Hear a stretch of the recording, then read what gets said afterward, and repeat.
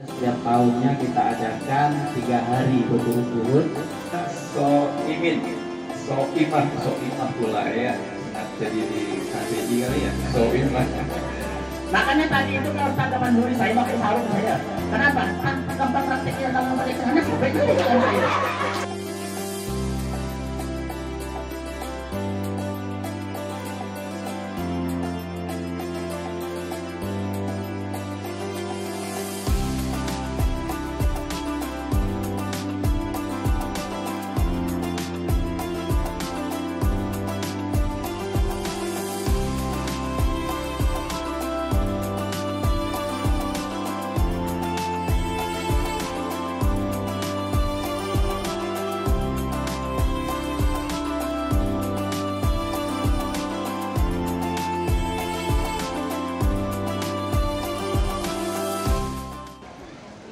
Bismillahirrahmanirrahim.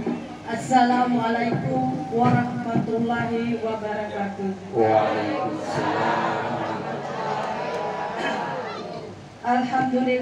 Alhamdulillahirabbil alamin. Wassalatu wassalamu ala asrafil anbiya'i wal mursalin sayyidina ya maulana Muhammadin wa ala alihi wa sahbihi ajma'in. Qala rabbi shrah li sadri wa yassir li amri wahlul 'uqdatam min lisani yafqahu qawli. Amma ba'd. Yang kami hormati pimpinan Yayasan Kejayaan Mu'alaf Indonesia dan Ketua Umum Lembaga Majelis Taklim Mu'alaf Kalbar, Bapak Muhammad Manhuri SHI SHMPD. Yang kami hormati Kepala Kemenang Kota Pontianak diwakili KUA Pontianak Tenggara Bapak Masri, dan yang kami hormati Profesor Dr. Samiun ARMPD, yang kami hormati Bapak Bunjiri selaku Ketua RT, dan yang kami hormati Ibu Ningsih yang mewakili BKMT Pontianak Barat, yang kami hormati Pontianak Kota Pontianak. Yang kami hormati Ustadz Muhammad Musiri SPD, dan yang kami hormati Ustadz Hudri selaku pembina Mu'alaf Mandor Kabupaten Mandor Kabupaten Landak, dan para tokoh masyarakat, alim ulama, Bapak Haji, Ibu Haji, dan Ketua RT RW, dan para tamu undangan yang mungkin tidak kami bisa sebut satu persatu, tapi tidak mengurangi rasa hormat dan takdir kami.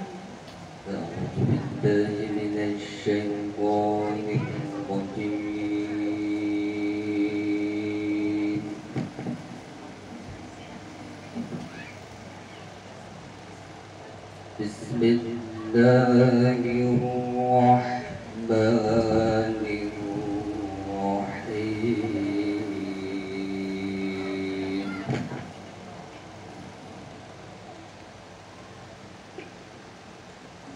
Ya ayyuhalladzina amanu kutiba alaikumus siyam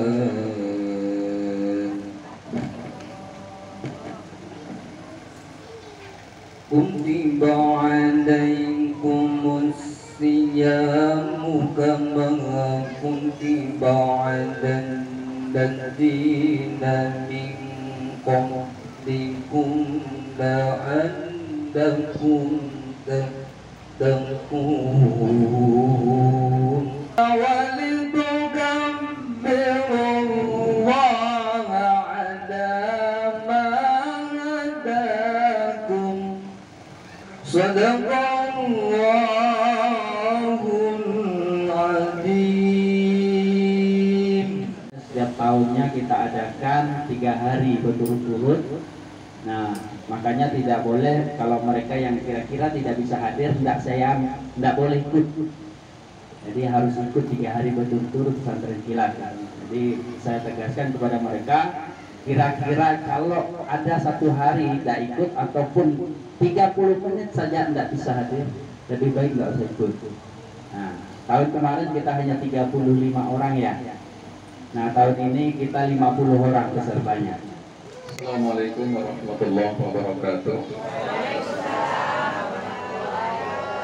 Bismillahirrahmanirrahim. Alhamdulillahi nahmaduhu wa nasta'inuhu wa nastaghfiruh wa na'udzu billahi min shururi anfusina wa min sayyiati a'malina. May yahdihillahu fala mudilla lahu wa may yudlilhu fala hadiya lahu.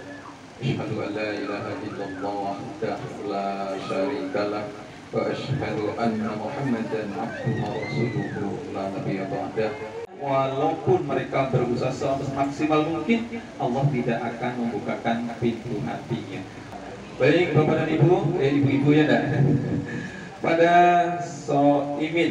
soimah pula ya, ingat jadi di KDI kali ya, soimah.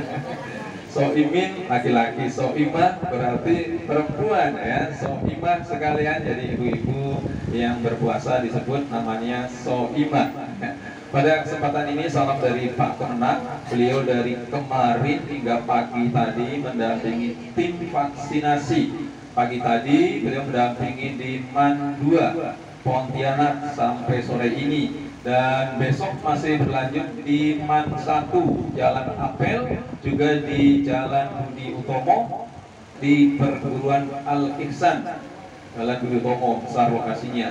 Jadi ibu-ibu, bapak dan anak-anak nanti di rumah yang belum ikut vaksin 1, 2, 3 dipersilakan untuk menghadiri. Dan nanti insya Allah setelah vaksin pun ada oleh-oleh dari panitia ya.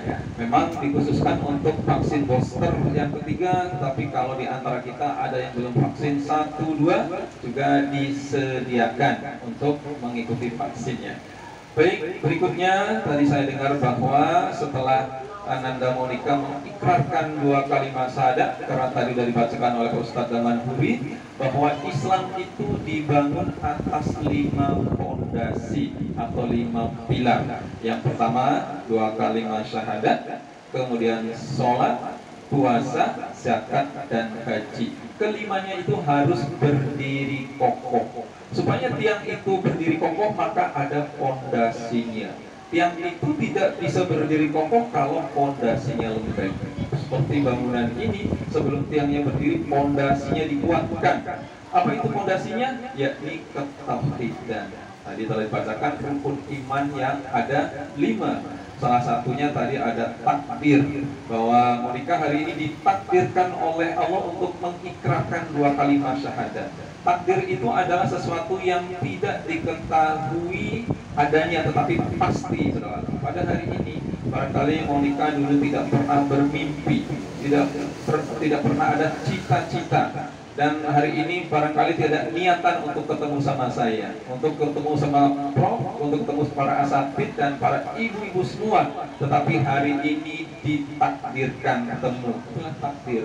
Tidak disangka-sangka, tidak diimpi-impikan, dan tidak diniatkan, pasti terjadi. Salah satunya tadi mayyahdillahu fala mudhillalah wa may yudlilhu fala hadiya. Barang siapa yang diberikan hidayah oleh Allah, maka tidak satupun orang yang dapat menghalang-halangi. Begitupun kalau orang yang disesatkan oleh Allah, dan tidak ada satupun orang yang dapat memberikan hidayah. Sekali lagi bersyukur dan mengikuti kegiatan berikutnya, karena kegiatan pesantren kilat ini luar biasa. Sekali lagi ibu-ibu, kalau memang kegiatan 3 hari, ikuti sesama mungkin ya. Ikuti dengan penuh kesungguhan, dicatat supaya ketika sambil mencatat nanti masuklah ke otak kita ya, memorinya itu terekam di memori. Tapi kalau hanya mendengarkan saja, beda dengan ketika kita mencatat ya. Sekali lagi saya atas nama Kepala Kantor Kementerian Agama Kota Pontianak berharap pesan kepada ibu sekalian untuk dapat mengikuti kegiatan ini sebaik mungkin.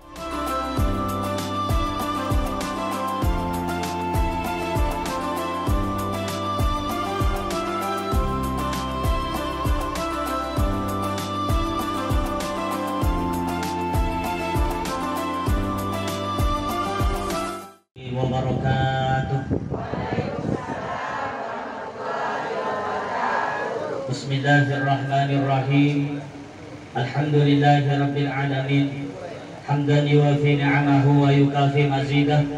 يا ربنا لك الحمد كما ينبغي لجلال وجهك وعظيم سلطانك.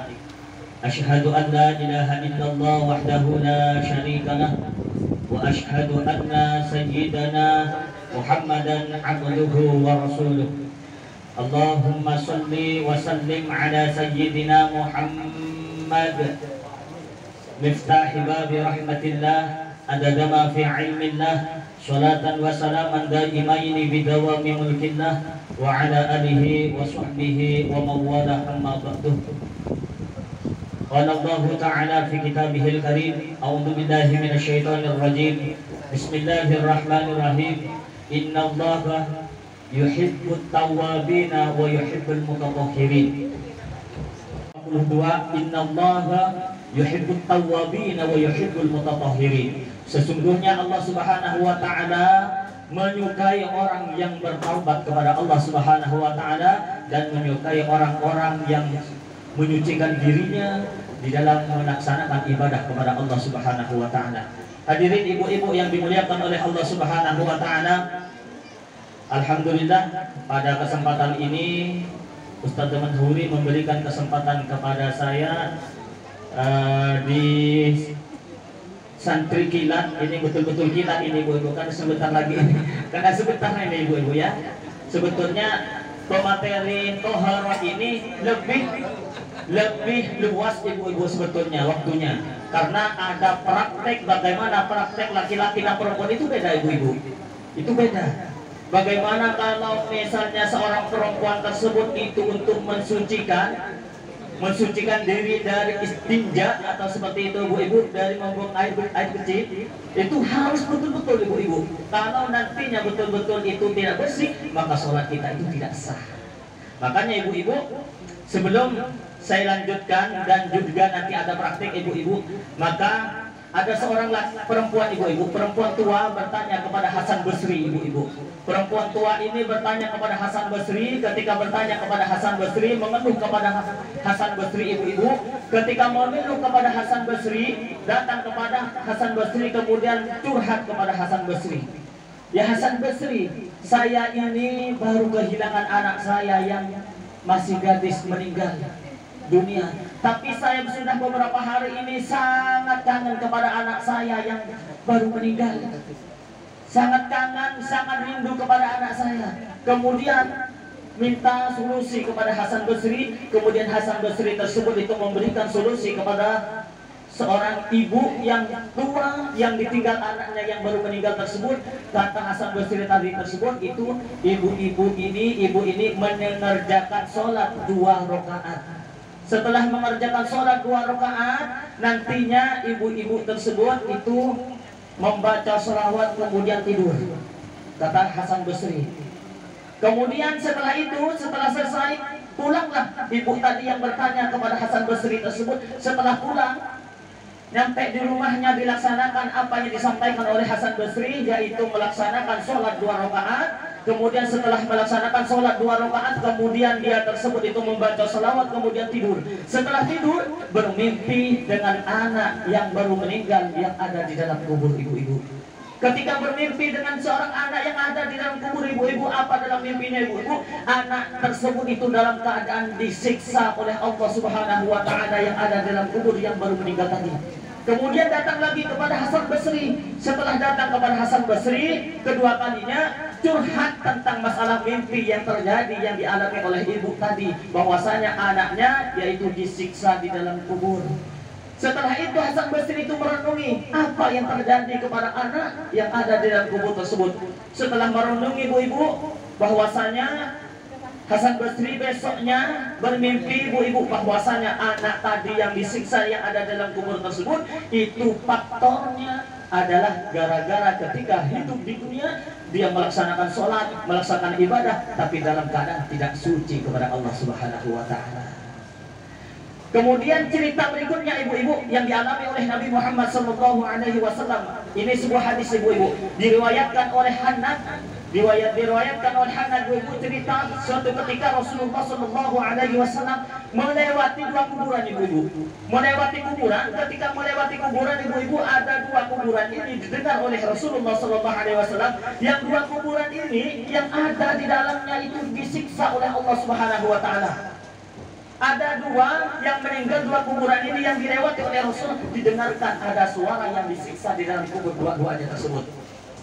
Kemudian Rasulullah SAW setelah itu ibu-ibu Rasulullah mengambil papahnya kurma, diambil kemudian dibelah dua. Setelah dibelah dua ibu-ibu pelapahnya kurma tadi tersebut itu ditancapkan di atas kuburannya. Dia tancapkan di atas kuburannya, baik tadi yang satunya atau yang satunya semuanya itu ditancapkan pelapahnya kurma. Apa kata Rasulullah SAW? Maka sebelum pelapahnya kurma ini kering, maka dosa-dosanya tadi yang disiksa di dalam kubur tersebut itu akan diampuni oleh Allah Subhanahu Wa Taala. Kemudian para sahabat itu bertanya kepada Nabi Muhammad SAW, kenapa disiksa dua orang yang ada di dalam kubur tadi tersebut? Pertama, faktornya orang yang disiksa di dalam kubur tersebut itu gara-gara dia tersebut itu tidak pandai bersesuci ketika melaksanakan ibadah kepada Allah Subhanahu Wa Taala. Kemudian yang kedua tadi tersebut itu disiksa gara-gara dia tersebut itu adu domba.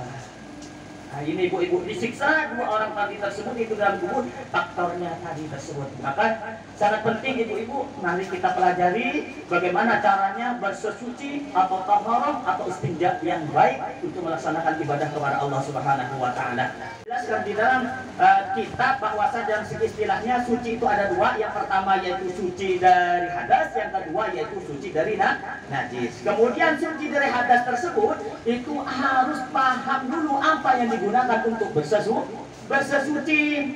Apa yang digunakan untuk bersesuci dalam sebuah kitab tersebut itu dijelaskan ada 3 perkara yang digunakan untuk bersesuci supaya manusia itu melaksanakan ibadah itu bisa sah sholatnya. Yang pertama yaitu dengan menggunakan air.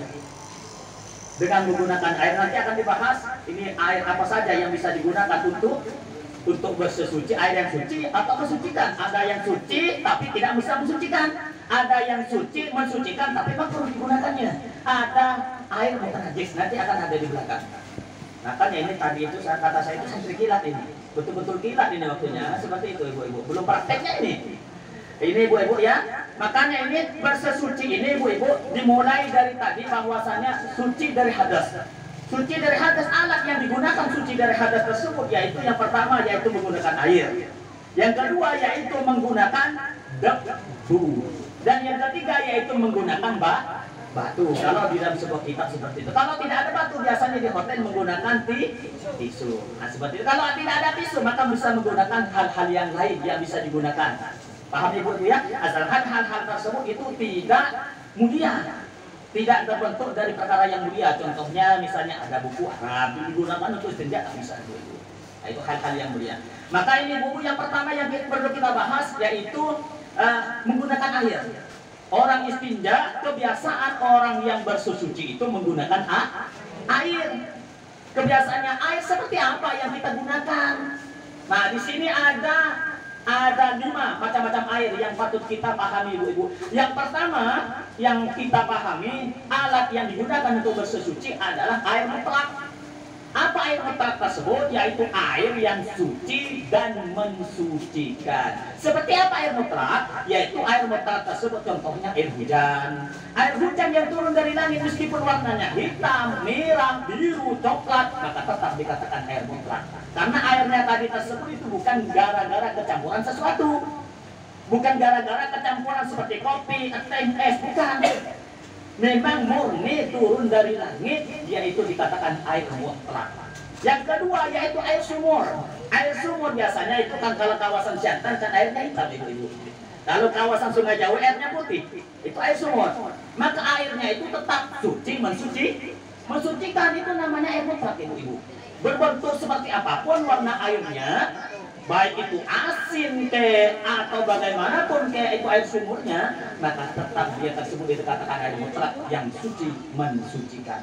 Kemudian yang ketiga yaitu air sungai. Seperti apa air sungai? Air Kapuas tuh. Air kapuas itu asin ibu-ibu, bahkan kadang itu warnanya kuning. Nah, maka itu dikatakan air mutlak suci, mensucikan. Apalagi banyak seperti itu. Meskipun di situ misalnya ada bangkainya manusia, bangkainya babi, bangkainya binatang apapun masuk di kapuas itu, maka tetap airnya tersebut itu dikatakan suci, mensucikan. Kenapa airnya tersebut itu mengalir dan banyak ibu-ibu? Paham ibu-ibu ya? Kemudian berikutnya termasuk air mutlak yaitu air embun. Ya, air embun, paham air embun ibu ya? Pagi-pagi biasanya kan ada air embun. Nah, itu air salju. Itu bisa digunakan, akan dikatakan air mutlak, suci, mensucikan. Itu yang dikatakan air mutlak. Kemudian yang kedua, ibu-ibu, macam air yang kedua yaitu air yang suci tapi tidak bisa mensucikan. Air apa itu? Adalah air mustakmal. Air mustakmal tersebut air yang sudah digunakan. Contohnya, ibu-ibu misalnya berwudu, ibu-ibu berwudu. Setelah berwudu di bawahnya itu kan ada ember. Apa berwudu ada di bawahnya? Nah, maka air itu suci tapi tidak bisa mensucikan. Kenapa? Karena air itu sudah digunakan untuk berwudu. Paham kan ibu ya? Paham ya?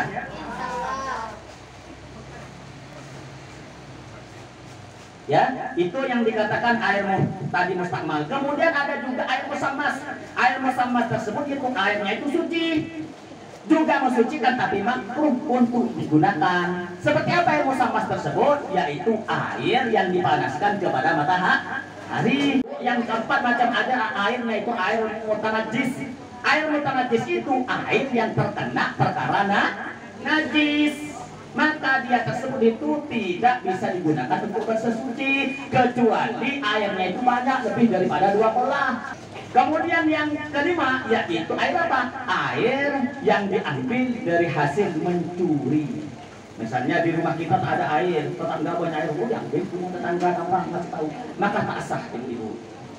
Paham ibu-ibu ya? Ini harus memenuhi syarat tertentu. Contohnya, kalau menggunakan batu tersebut, itu misalnya kalau qadil hajat membuang air besar ibu-ibu, menggunakan istinja menggunakan batu, tapi ketika membuang air besar tersebut dalam keadaan misalnya micret misalnya, atau dia tersebut itu air terus yang keluar itu, maka tidak bisa menggunakan batu. Menyebabkan sakit pada kemaluannya ibu-ibu, sakit kepada kemaluannya. Selain sakit daripada kemaluannya itu, ujung-ujung nanti itu bisa disebabkan ginjal. Itu perbandingannya apa? Orang yang kencing dalam keadaan berdiri dan kencing dalam keadaan duduk, maka 64 detik maka lebih cepat kencing dalam keadaan duduk daripada berdiri. Insya Allah kalau perempuan tak ada kencing dalam keadaan berdiri, bagaimana kencing berdiri ibu-ibu? Ini yang ada mungkin laki-laki mungkin seperti itu. Kalau perempuan insya Allah itu duduk semuanya atau jongkok. Tapi bagaimana jongkok yang lepas? Kadang itu kan kadang kita dari kamar lari-lari langsung kan gini kan ibu-ibu. Kan jelasnya seperti itu.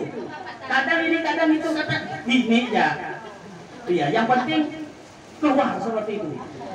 Tapi ada cara saya baca di dalam sebuah kitab yang dijelaskan oleh Nabi Muhammad SAW bahwasanya istinjaknya seorang perempuan tersebut itu di dalam mensucikan ketika buang air kecil ibu-ibu. Ketika membuang air kecil maka ada cara-cara tertentu supaya cepat tuntas. Kadang dia kalau kita gini ibu-ibu gini, kadang kan cuma gini dan selesai tak tuntas ibu-ibu. Kadang setelah bangun masih keluar lagi. Iya, cuman kadang kita itu terasa apakah kecil atau air yang keluar. Kan seperti itu ibu-ibu. Makanya itu untuk menghindari daripada itu semuanya, maka kita tersebut itu perlu cara seorang perempuan itu kalau istinja yang benar kalau untuk membuang air kecil itu bagaimana? Gini ibu-ibu, kalau laki-laki kan gini. Betul gini Pak Mestri ya? Ya, kalau laki-laki kan gini ibu-ibu. Diduduki sebelah kiri, tuh seperti ini yang bagus yang dicontohkan oleh Rasulullah. Selain daripada itu nanti kalau misalnya masih ada ibu-ibu agak diginikan dadanya, ganti sudah gini lagi. Supaya apa? Supaya tuntas keluarnya kencingnya semuanya.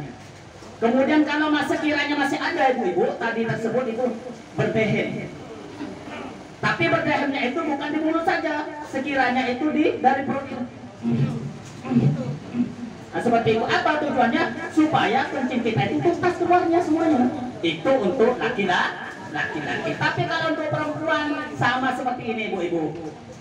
Seperti ini, tapi dibuka selebar-lebarnya. Contohnya bagaimana? Ini ibu-ibu. Kan ibu-ibu tambahan nanti kalau tadi contohkan. Ya, kakinya gini ibu-ibu, biasa. Makanya tadi itu kalau teman dulu saya pakai sarung saya. Kenapa? Kan gampang prakteknya gampang pakai celana sampai nanti kan saya. Iya, saya belum bisa tanya.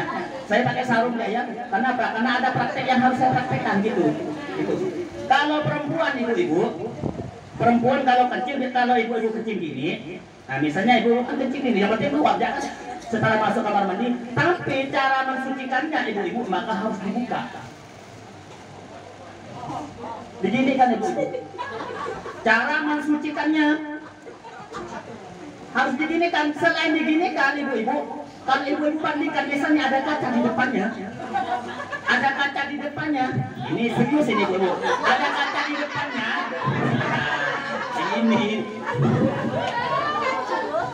ada kaca di depannya, sekiranya apa yang tampak di kaca itu, itulah yang wajib dibasuh ibu-ibu.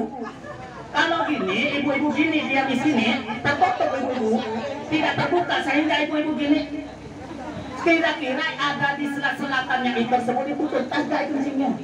Tidak tuntas ibu-ibu. Apalagi setelah berhubungan suami istri, tak tuntas itu. Setelah head ada darah misalnya melekat itu tidak tuntas. Bagaimana cara mensucikannya? Kalau perempuan itu gini, perempuan cara bersesucinya.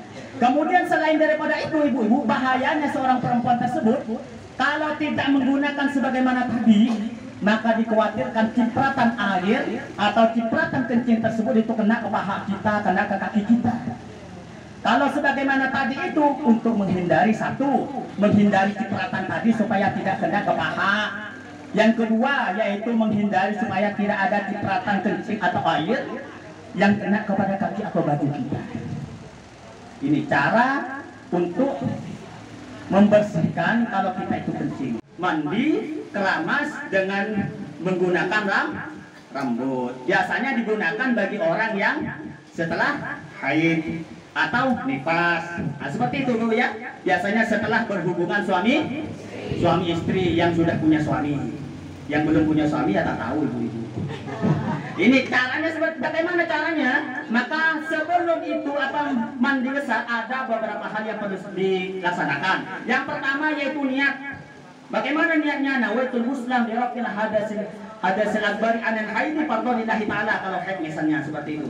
Maka kemudian setelah itu ibu-ibu ngambil wudu sebagaimana orang dia biasa mau sholat. Kenapa? Ya, mengambil wudu. Setelah mengambil wudu, maka tangannya dibasuh, dibersihkan. Cara membesar yang penting itu sudah merata semuanya kan seperti itu. Kemudian yang berikutnya ibu-ibu disiram yang sebelah kanannya yaitu 3 kali, sebelah kiri itu 3 kali, baru setelah itu mandi biasa. Tuh ya, untuk digunakan mandi besar. Kemudian kalau digunakan untuk menghilangkan hadas kecil bagaimana? Ya tentunya dengan berwudu. Juga menggunakan air yang suci dan juga mensucikan. Di dalam Al-Quran Allah Subhanahu wa ta'ala berfirman, Ya ayyuhalladzina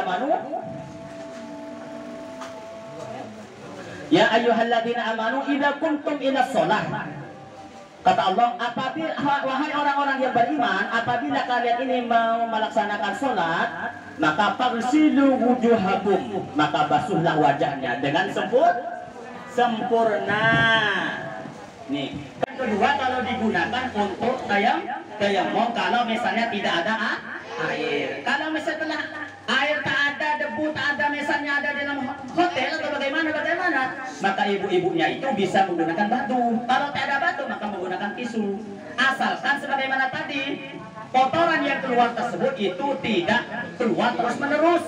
Kalau keluarnya terus-menerus, maka tidak bisa disucikan dengan menggunakan batu tadi atau tisu tadi tersebut. Khawatirkan sholatnya ibu-ibu, meskipun itu ibu-ibu sholatnya siang hari siang malam, ibu-ibu setiap hari setiap malam, maka tidak sah sholatnya kita.